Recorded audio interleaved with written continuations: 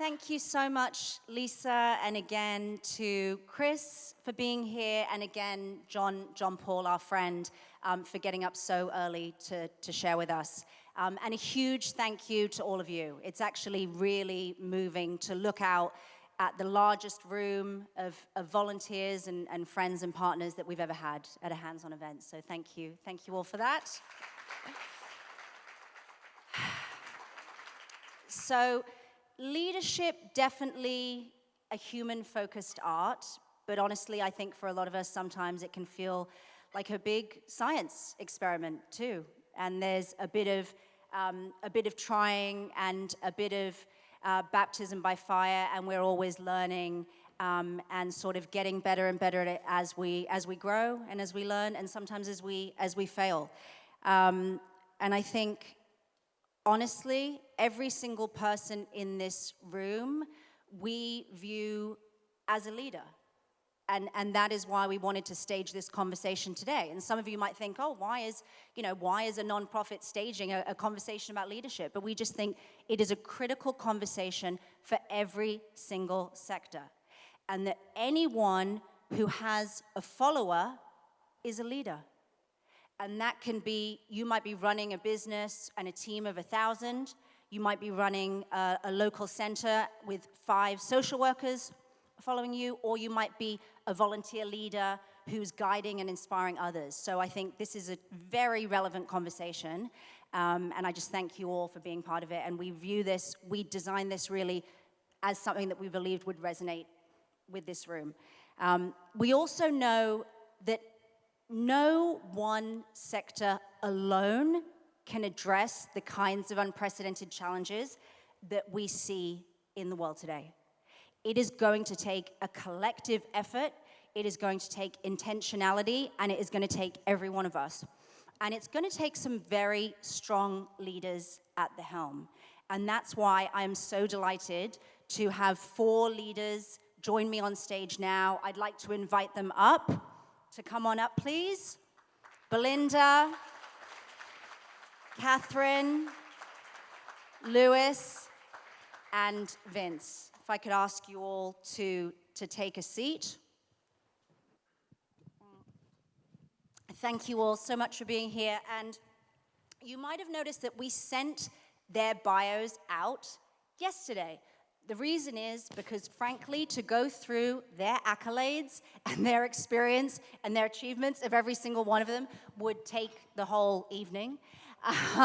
But trust me when I say, I'm lucky enough to come across a lot of leaders and a lot of people that inspire me in the work that I do. And I have been personally struck by every one of you. As individuals, as leaders, and as people with purpose, and who lead by example. So we have my peer and a leader of an NGO, Lewis. We have Belinda, who is driving a huge educational school system in Hong Kong, focused on empowering young people, ESF. We have Catherine, the head of the listing committee, who I know has been championing with her role, support for the sector, volunteerism in Hong Kong with us, and a fundraiser for Hands-On for 15 years. And Vince, who is a board member and gives his time to us so generously, in addition to all of the 2 other roles that he's holding. I spoke to your teams, each of you, before tonight, because don't be scared.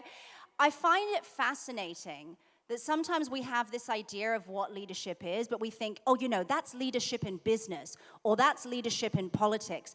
But when I speak to your teams, and when I hear the ways that they describe you, those words were completely interchangeable between the 4 of you, and which kind of supports why I believe that we need such a diverse group on the stage. And I'm going to share some of the words that they used.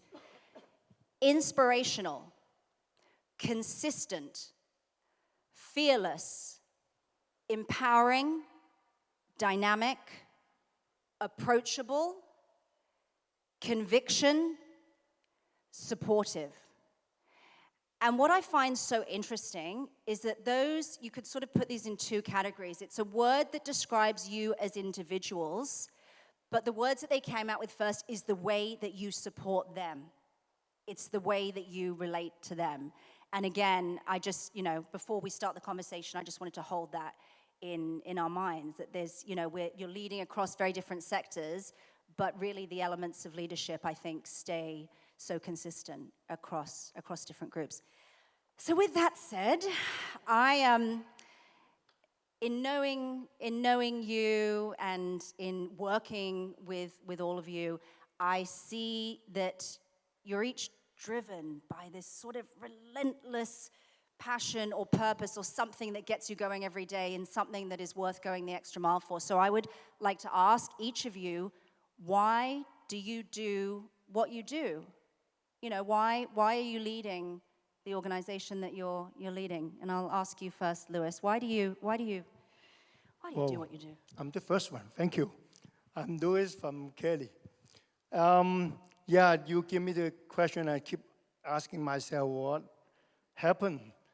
Yeah, actually, I have been in commercial for 20 years. I'm not from NGO, by the way.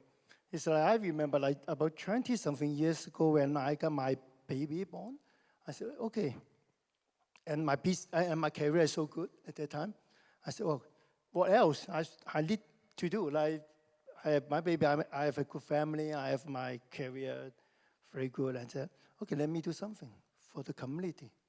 And that's 20 years ago, but I keep everything in my mind. I study counseling. I'm waiting for an opportunity. I always thinking, can I do something? Because I have taken so much from the community already. I'm so lucky in my life, so easy. So I said, okay, let me do something. And then about 9 years ago, I have chance to get into Dialogue in the Dark, as you know. I said, oh, this is interesting, let me do something. And the experience so... Tell us about Dialogue in the Dark. Just tell us what it is. Yeah. Dialogue in the Dark, because it's incredible. Dialogue in the Dark is a very interesting and very inspiring organization. It is an NGO at the moment. So there's a museum, and you can go there all in the dark, and then most of our staff are visually impaired, and you will be inspired when you are in the dark. You cannot move, but our tour guide can take you all the way to do a lot of things over there. So there's a very City Church social enterprise model, by the way. Okay, I was there. I mean, oh, they're so good, and I met my team, and that, how come they're so good, and it's just really inspiring me. And then I said, I am really love to be in NGO, set to empower people. So I'm just doing what I can do, and now I have chance to get into Kelly. There's another NGO I really love to do more. Thank you. Thanks, Lewis. And I'm going to ask more about Kelly.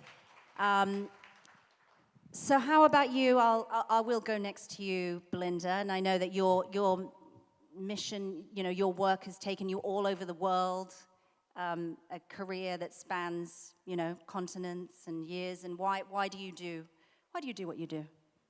I noticed that you stopped when you said your career spans years. Yes, many, many years.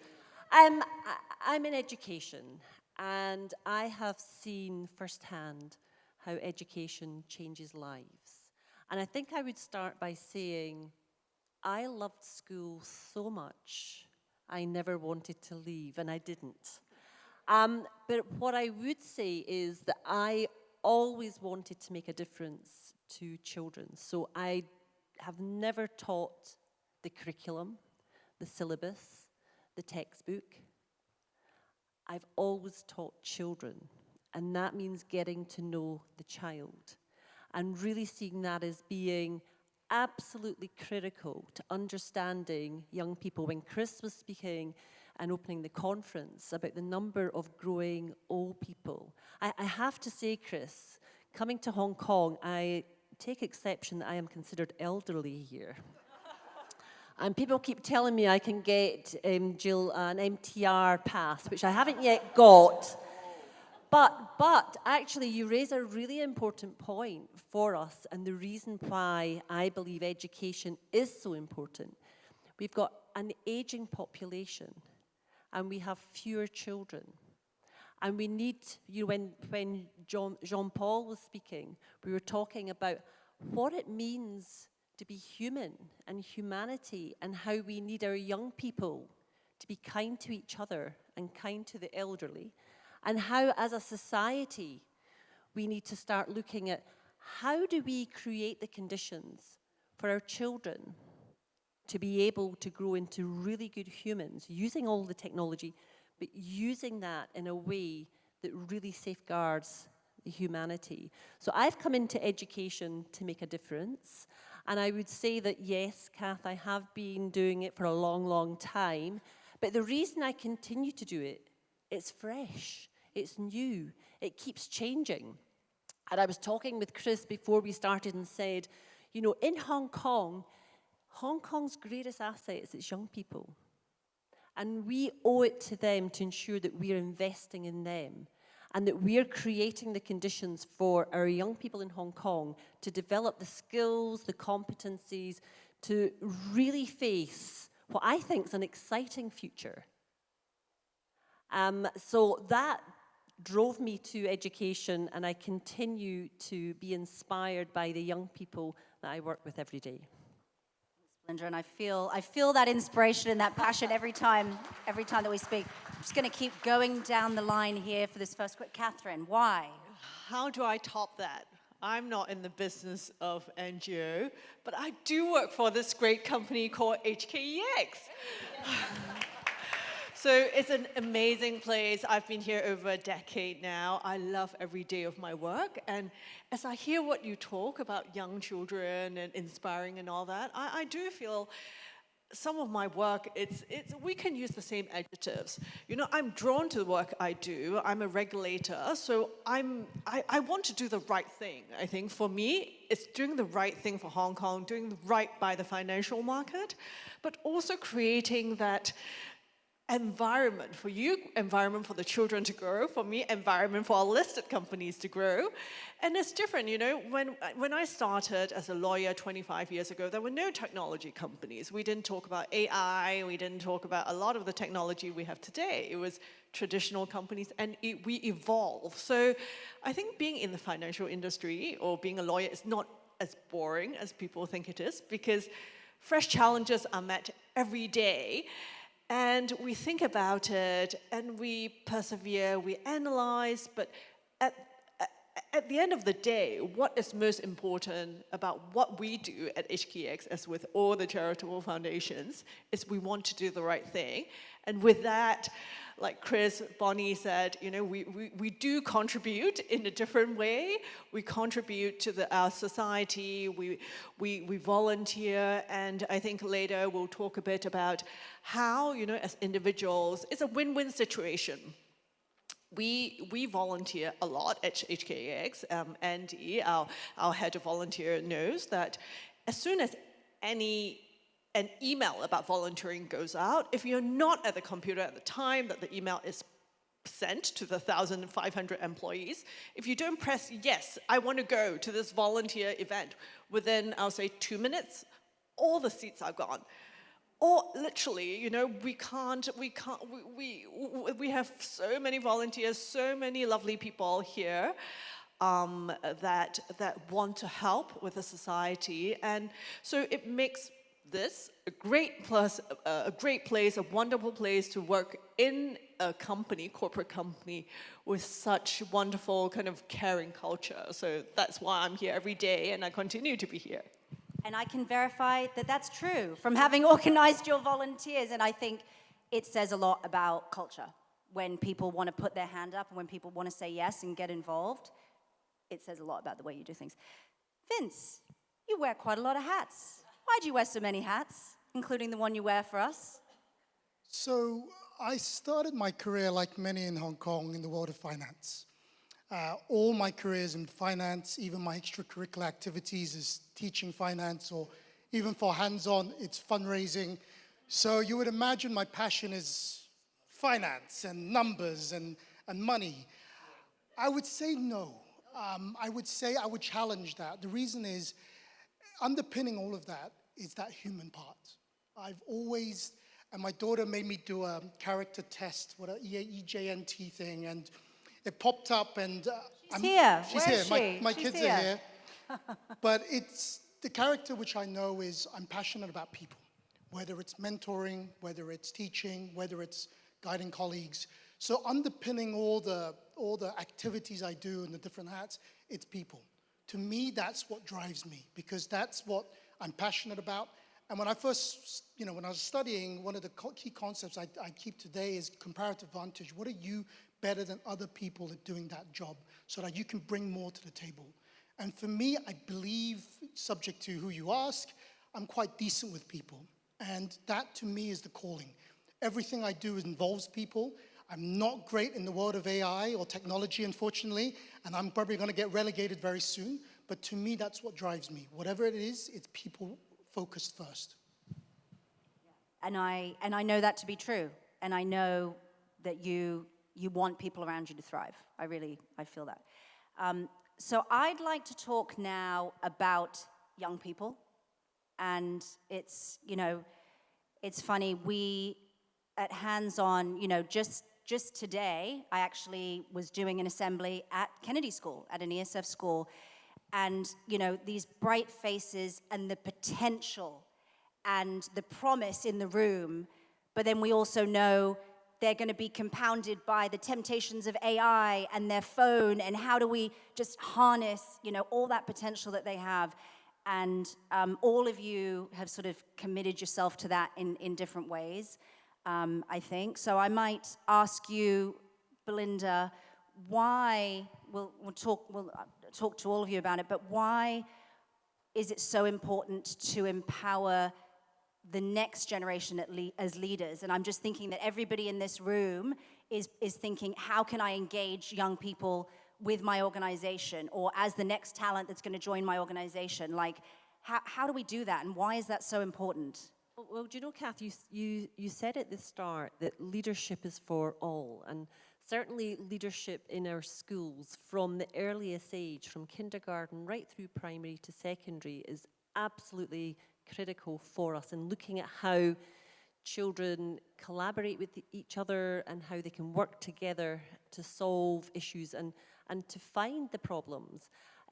I was in Kennedy School as well today, funnily enough. I started off the morning meeting with the staff, and a chance really to talk to staff about the exciting year that lies ahead.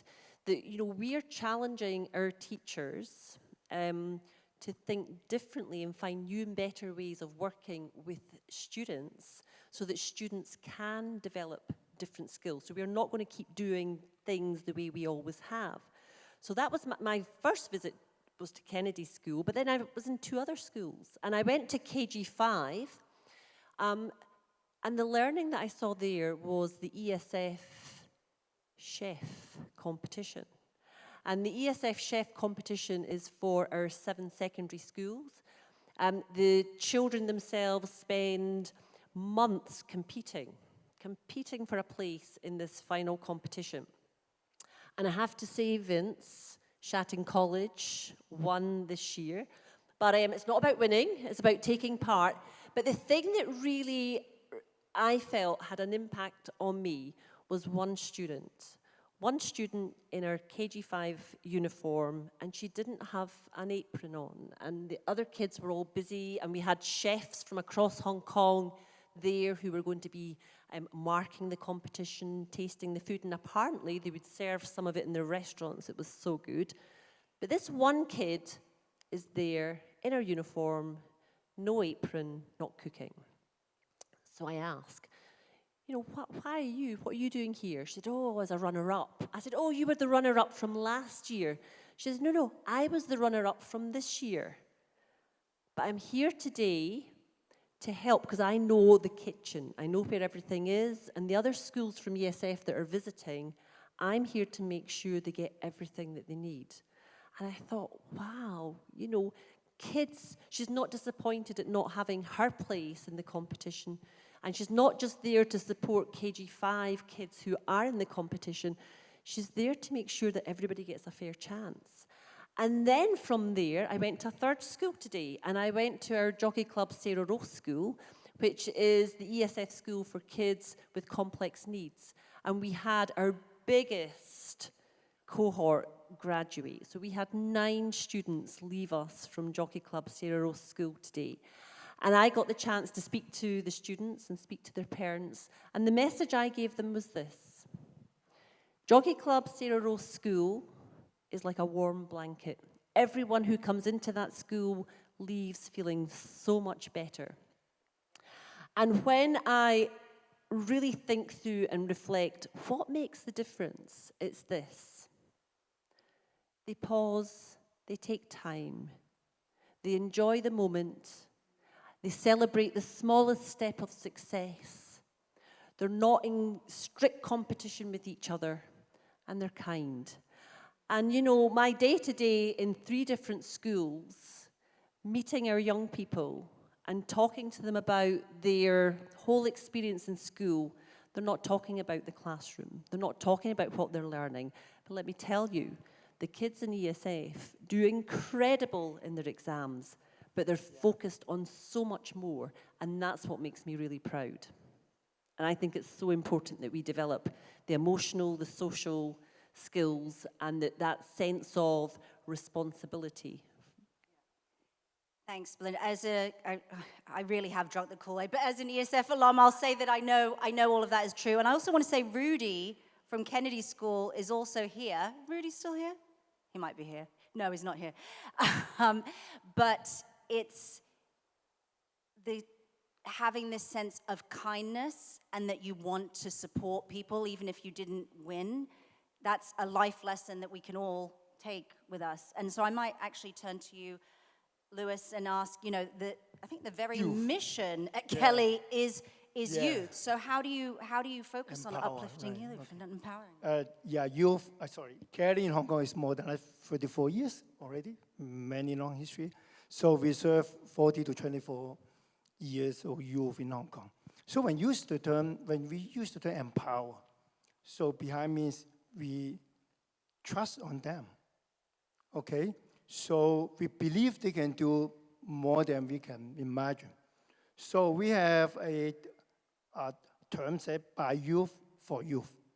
That means most of our programs are not like delivered by me. I'm not a youth, by the way. So we have a group of our staff. They're so young. Our volunteers, our trainers, they're so young. So this is to design the program and to approach youth in Hong Kong. So we have 5 values in Kelly. One of 2 is very, very critical. Like you may ask, how can you approach youth? Yeah, so many friends of my age say, it's so hard for me to talk to youth. We cannot communicate. So the 2 values in Kelly, the first one is non-judgmental. Wow, it's so critical, so difficult. Yes. So because the age like me is like, okay, I got so many experience. Listen to me. So this is critical, and then so all of our staff, including me, I'm learning to be like non-judgmental. Just go there. And then the second value is empathy. So just what we mentioned. So when you have empathy in yourself, and don't judge, listen first. And this is the approach we approach our youth, and more important, we believe in what they can do. So let them do. They can do whatever they do. Also, this is our approach. So this is our approach quite different from a lot of other associations saying that, okay, we teach you, we don't lecture. It's interesting as you share that, Lewis. It makes me think back to, some of the things that your team said that they appreciate about you. And maybe it doesn't really change from when we're young and as we get older, this sort of the humanity of people believing in you, people having faith in you and trusting you. And I've this lovely quote that I heard, the responsibility is yours, the risk is mine. It just makes me think about, everybody benefits from people trusting in them. And what about you, Catherine? I'm just conscious of how, you know, the young leaders or the fresh graduates that would come to work at the Hong Kong Exchange, and how do you sort of, you know, uplift them and welcome, you know, how do you sort of prepare them for that and get them ready for the service that you guys do for Hong Kong? And I think, you know, young people come to us, they are full of kind of aspirations, and they think, look, I'm in Hong Kong, I want to enter the financial industry, what better place other than HKEX to start? So they are all in, and they want to learn about financial services. They want to learn about trading, they want to learn about how the stock market works and all that, but we go out there and actually encourage them to go into the community, because sometimes you lose sight. You're so focused, you're very driven, you know, stock market trading, you know, which stock goes up, you know, who's going to get suspended. You're all intertwined. You're kind of thinking about that all day in your professional lives, that you forget about the connection with your community. And it's so important when we ask them to go out to volunteer. And when you volunteer, you learn a host of other skills that you talked about. Empathy, you learn how to mediate conflict, you learn how to resolve difficulties, have difficult conversations. You probably have to build consensus. We do that at work, but it's just different when you're in the community with people that you don't ordinarily interact with in their everyday lives. And that's really important, because that will build their emotional intelligence. It will make them understand the world better. It will give them a deeper sense of accountability, as well as ethically responsible. So I think it's important at HKEX. We want people to, of course, thrive, do very well in the financial market, but don't lose sight of the community in which we operate. And there is a lot to learn from stepping outside, volunteering, and doing things outside your comfort zone, outside your professional lives. absolutely, and it makes me think of what you said before, Catherine, which is, you know, ultimately we're all here because we want to sort of serve Hong Kong and for Hong Kong to thrive and our financial markets to thrive. So why does that matter? Because we're proud of the place that we live in and we care about the community. So I think that context always, I think, serves, individuals. I'm thinking now, Vince, you know, just the practical, because everyone in this room is probably thinking, you know, how best do I connect with young people and, you know, instill them with a sense that they would want to reach their potential and sort of strive. And you are teaching, you're a professor, Professor Vince, and you're teaching a master's program. How do you, I mean, I'm guessing quite a lot of these students are sort of in their 20s. Do you have any, you know, how do you sort of find is a good way to sort of build people up or relate to them and really prepare them for what's ahead? It's not easy being young, to be honest, right now. And my students' age group goes from 22 to 45 kind of range. So it's all relative, but it's really not easy being young. The markets we're facing right now, it's volatile. It's uncertain. For a lot of them, the future is a little bit uncertain, right? As my students, a lot of them are delaying the graduation by holding on to a credit because there are not many jobs out there. Or they have gotten into a great US university, or their politicians decide to pull the rug underneath them. It's very confusing times. And they've lived through COVID as well, right? So these past couple of years have been very, very hard. So I sit there contemplating the question you're asking me, and I might sound like a pessimist right now, but I am genuinely an optimist at heart.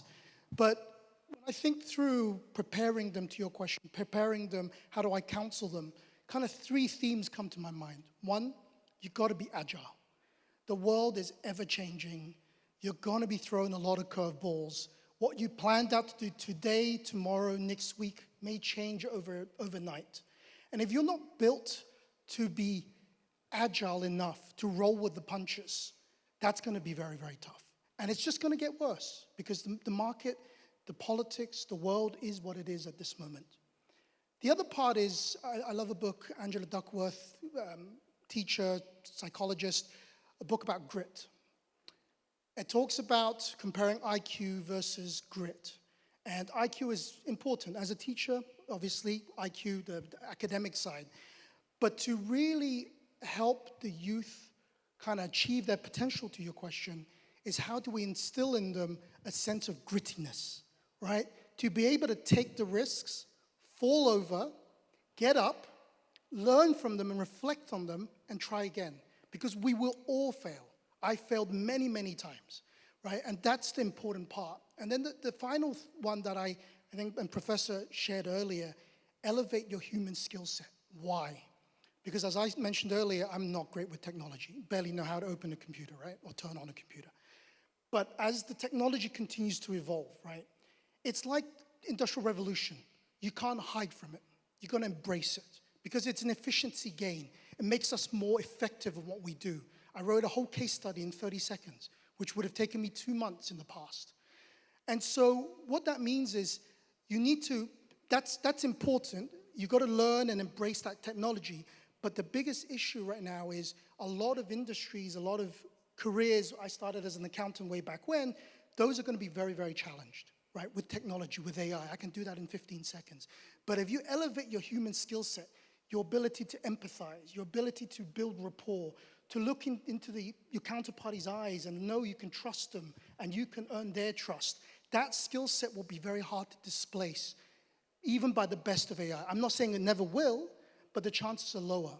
So in my mind, as I tell my kids, if those are the 3 things I can instill into you, hopefully your chances of succeeding will be better than not.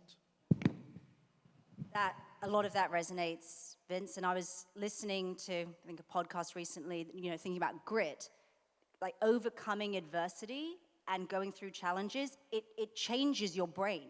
It actually activates part of your brain. And I think the nature of sort of using AI, often it means that we, let's get an answer here on how can I avoid this difficult situation, how can I respond to this conflict, or, can I use a device to respond to that person instead of talking them face to face.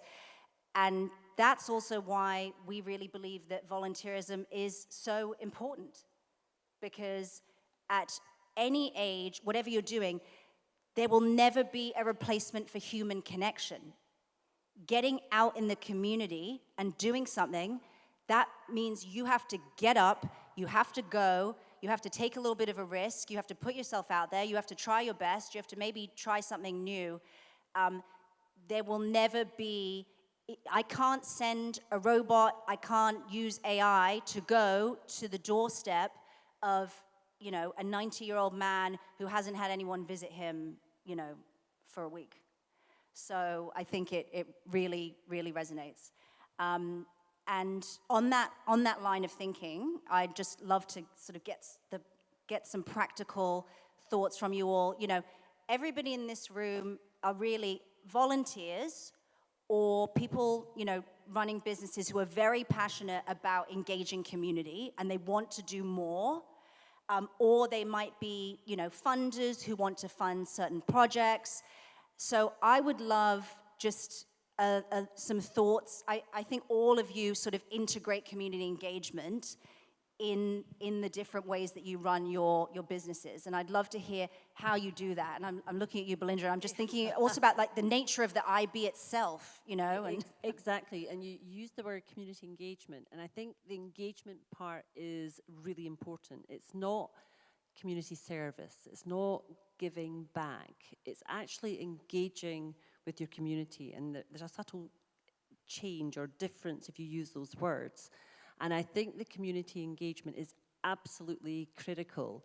If I could just build on what Vince was saying about being agile, I think we're at a time where there's going to be a massive pivot towards how companies, education systems, governments use AI and technology. And we have to embrace that, but we have to look at what are the things that the technology will enable us to focus more on.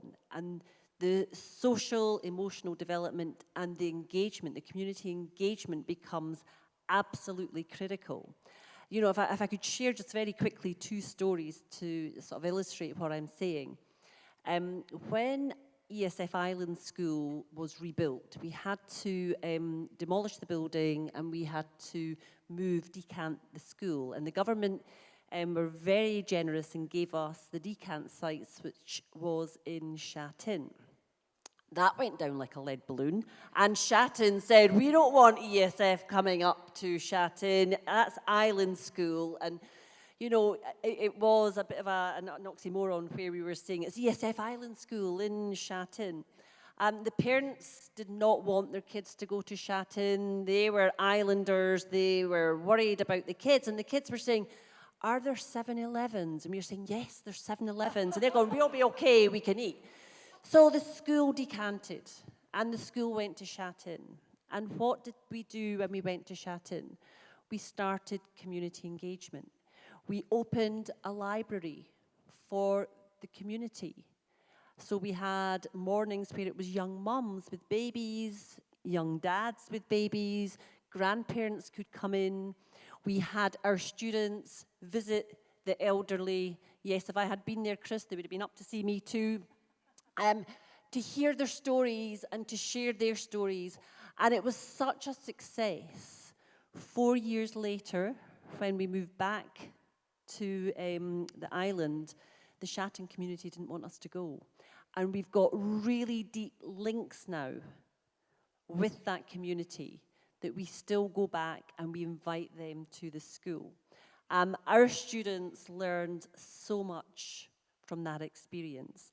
And the second story is one that really touched me, and it was a group of our students who went overseas to help in a school for children who were visually impaired. And from the Monday, they were going to be there a whole week, from the Monday through to the Thursday, our kids were helping the poor kids who were visually impaired and they had problems, and our kids were feeling very good about themselves.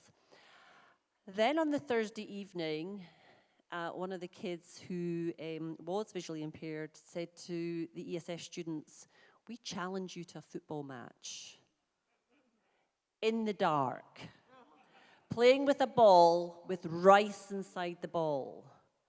And who won? The kids who could hear, who could follow the sound. And the ESF students completely shifted how they thought about community engagement. You're not there to help the poor people. You're there to understand better the challenges they face and to face those challenges and what it takes. And they left on the Friday completely different relationship than it had been up until that day. So I think the community engagement, truly engaging with the community and allowing everyone, every single person, every student and the community, everybody benefits. And that human connection, bring on as much technology as you want, develop your skills using AI. We will never lose the human connection. I mean, I often say to the staff of ESF, AI will not replace our teachers. It will replace teachers who don't know how to use AI. So our teachers have to get up to speed with the AI, with the technology, be curious themselves, and find a way of using it in the best way possible for learning, but not to lose the connection with humanity. Well, so well said. And it really makes me think of, you know, it's really the way that we view community engagement is that it's an exchange and everyone is a participant. And it really is taking away this idea of, you know, I'm serving you or I'm helping you. It's like, let's come together and have an experience, and we're both part of that. Lewis, I might ask you, I'm just thinking about, you know, other NGOs in the room or business leaders who really want to sort of deploy their team out more to volunteer in the community. Like, how can volunteers, how do you best harness volunteers at your organization, and how can volunteers really help you to sort of further your work? I wondered if I could ask you a... Okay, thank you for the time for me to advertise my program. Okay, it's about like getting into the community, right? So I can share two programs of us. The first one is very interesting. We call it SOS Kelly. It's not we are dying, okay? It's SOS Kelly. So if you have chance to get into Rugby 7 every year, this is a big event, right? You will see yellow venue over there, that's SOS Kelly. So we need a lot of volunteers over there. But if you want to join us, you will need to be trained, because as I said, you know how to talk to the youth. Yeah, we are non-judgmental. So you can join us, and then at that 3 days event, right, you go there, provide waters to the kids over there. Hi, Rocky, right? Yeah, and we work together. And this is one of the programs that's very interesting program. We are going to catch those you are underage, you should not do that. No, we are supporting the youth to make good decision and have water, and then we have conversation, and we can talk more, and then we can support them. This is one of the I would say this is a very interesting program, right? And the second one is we go into school most of the time, like school with EM, youth, school underprivileged, whatever. Like. So we really want, we teach SEL to them, but really want some volunteer. If you're interested in, you can join us to get into the school and talk to the the students over there. First, you need to be trained, as I said. Yeah, this is important that you know something, you can be benefit as adults, as volunteers. Secondly, you can really benefit to the children over there. And I'm going to have a project, luckily, like I will arrange some volunteer to go into school, because we have the program of juggling. You know, juggling is like things like that. It's like circus stuff, right? We have so many schools joining us for so many years. So I'm inviting volunteers to come to have juggling with the boys, with the girls. And then during the time, you learn how to communicate with youth, and then you can contribute.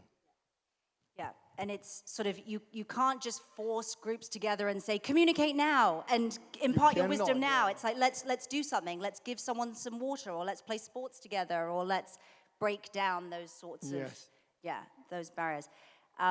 So Catherine, I'm thinking, you know, you've talked about how leadership, you really connect that with community engagement and volunteering. It must have been a journey to get your people to be such engaged volunteers. Like, how have you done that? How do you think that's? I think it's, what I want to add first is that at HKEX, we don't just do it ourselves. We are the market regulator. So the good thing is we can mandate the 2,600 companies to do community engagement. So it's not just about us. One of the things that's the most kind of, if you're a regulatory geek like me, you would know that ESG is probably a buzzword that you've heard, environmental social governance. One of the codes under ESG is community engagement. So every corporate, every company that comes and lists on our exchange have to think about that.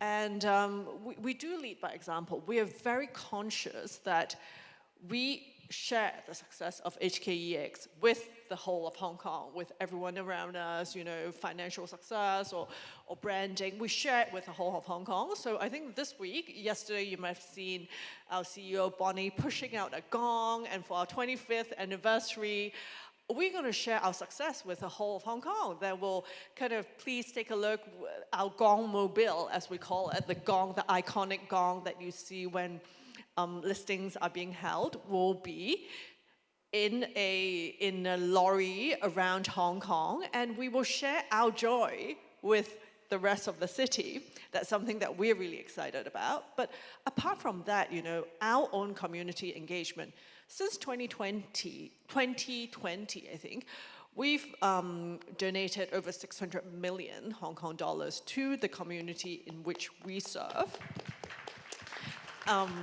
and across 130 community projects. And we've chosen projects that's dearest to our hearts as HKEX. So it includes financial literacy, social empowerment, talent development, and environmental sustainability. So as a corporate, we do think really deep. It's not just about, giving out money to whoever we like, but we think about the community in which we serve and how we can help best.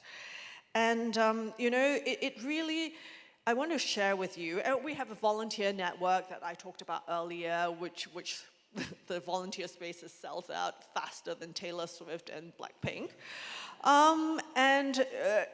Everything that we do, I want to share with you HKEX's purpose. We write down as our purpose, and we are reminded every day, why are we here? We are here to connect, promote, and progress our markets and the communities they support for the prosperity of all. So this is why we do community engagement at HKEX, and we want to share it with the rest of Hong Kong, the whole community in which we serve. And I love that you're literally talking about banging the gong and going out in the streets. And I talk about that with quite a lot of you in the room, because so many of you on the business side are leaders for the community. And it's so, share it, celebrate it. Some of you are very humble, but I always think, don't be, because it's the stories of the difference that you're making that inspire other people to do the same. I'm going to go a little bit off script here, Vince, but I know you can handle it. How has being on the board of a charity been part of your leadership journey? How is that, and I know it's not just hands-on that you volunteer your time with, but how has that sort of shaped you as a leader? Talking about community engagement, I think, particularly for this audience, kind of preaching to the choir, everybody here are avid volunteers. They put their heart, soul, and wallets into this. So on behalf of the board, firstly, thank you for the support. It means a lot to us. From the perspective of my own involvement, if you will, I kind of run on a couple of key themes for myself. One is to thrive to be a serving leader. So I can preach, but if I don't act the way I say or act the way I do, then it's hollow. And so for my kids, I want them to see that I'm involved in these community engagements because I want to show them this is something that's important. This is something that you all need to do and build it as part of your DNA, if you will. And try to promote that in the same thing. I like Catherine's comment earlier. Human nature, it's either a carrot or a stick, right? And the regulator's telling you, you need to do it, that's a good stick. Problem with humans also is we're all quite self-centered, myself included. And so the problem with engaging with volunteers, the problem with raising money for donations is how do we make it sustainable? It's not easy. Because at the end of the day, you're asking people to take out hard-earned money that they could eat a steak with rather than, than give it to you. So part of the way I try to engage my colleagues, my students, and my family is by engaging in the community, by volunteering. You're not just helping the people you're assisting during that visit or that rice sort of food delivery. You're actually helping yourself. You're giving your soul a bit of an energizer. You're giving your moral compass a bit of a boost. And so if you can feel that, and it's something you feel like, this is something I feel good about, right? As I'm donating or volunteering, your willingness to want to do it more and do it more frequently is going to be more sustainable. And that, in my mind, is the most important. So again, half the stuff I'm doing is because I'm passionate about it, I like it. There's a bit of vanity to it, if you will. But it's also to showcase to my kids, this is something you want to be doing, or those around me. And that, to me, is a big motivator. Which is this idea of lead by example.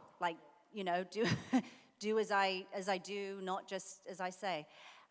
So we're coming to an end now, where we're going to have a little bit more time for drinks and chatting outside. So I've got just one last lightning round. I'd like to just quickly ask each of you to share, if you were going to give some advice to your 25-year-old self about leadership, about the journey that's ahead, what's the key piece of advice that you would give yourself? Well, life is a learning journey, so should be no regret. But if I want to say something to younger me, I would say, be humble. Yeah, be humble, because at that time I think I'm not so humble. I should learn more. I should be more humble and apathetic. Yes. Thank you. Yeah, that resonates. From me, can I have four things? Yes, Can I please have do. four things. I would say to my 25-year-old self, which has gone back quite a long time, I would say, laugh often, even at your mistakes, especially at your mistakes, because they will give you the best stories. I would say surround yourself by positive people. Stay away from those who live their lives in a drama, or those who are constantly in conflict with people, or complainers and blamers. Find people that make you feel good about yourself. The third thing is actually what a very wise older man, who was the ESF chair, Carlson Tong, older than me that is, Carlson, said to me when I was facing real challenge, and I was on the South China Morning Post and things were difficult, and Carlson looked me in the eye and he said, Belinda, it doesn't matter what happens. It doesn't matter what the event is. It comes and it goes, and you'll still be standing smiling the next day. And I've kept that with me, Carlson, through some of the most difficult challenges I faced. And the fourth one, if I may, I would tell my 25-year-old self, take up running, because it will serve you well, and it's where you will run into your husband. I love those four pieces of advice. And I would say Mr. Tong has also given me that exact same piece of advice, and I also refer to it. Catherine. Just one word, I think stretch.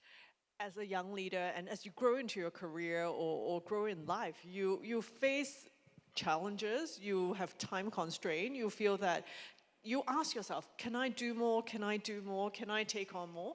But the answer is yes. Once you've taken it on, it's really not as bad as you think. So stretch yourselves and keep yourself busy and just go for it. Love that. When I was 25, I was on the way moving back to Hong Kong after 15 years in London. Young, naive, bit clueless. I was a rubbish student.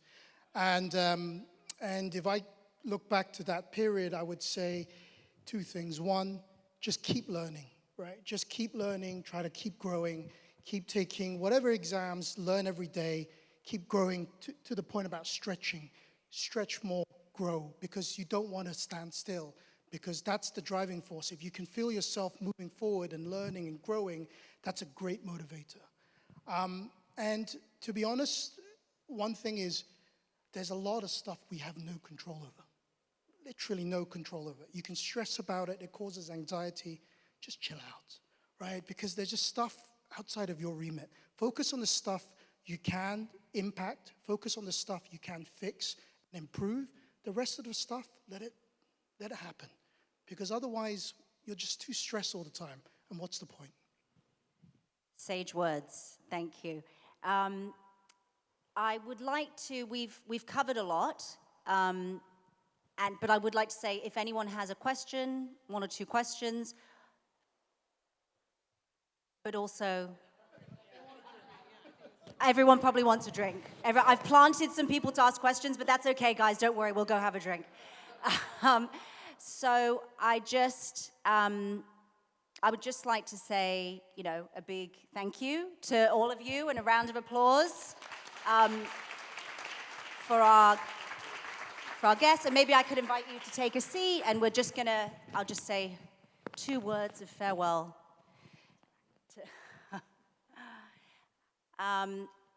So I just wanted to say thank you all. Please stay. We're going to be here until 8, having a few more drinks and snacks. We'd love you to stay with us. And I just wanted to say, none of this is really easy. And actually, running a nonprofit, leading teams, raising funds in this time, none of it's easy. But all of you make it so much more enjoyable. And I think give us so much more hope and belief that we're on the right path. And then finally, I just wanted to say, can I please ask the hands-on team, the team that I am privileged enough to talk about leadership, can I just ask the team to stand, and can we just give them a round of applause, because they are the drivers of the impact. They've worked so hard for tonight, and grateful to all of them. And just thank you all again, and enjoy. Please stay and enjoy a few more drinks with us.